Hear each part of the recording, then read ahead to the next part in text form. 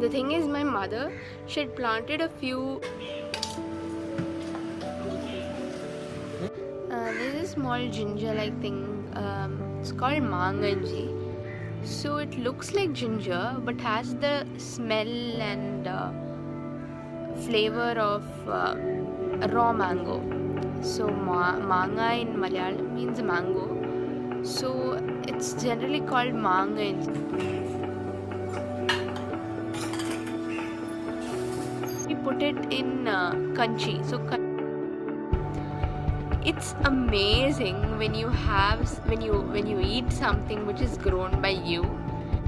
Yeah, so that's how I thought maybe I should try growing other vegetables like chili, tomato, cucumber, bitter gourd at home. So I'll just show you a few saplings I planted. So here there's chili and there's garlic growing. Bitter gourd trying over here.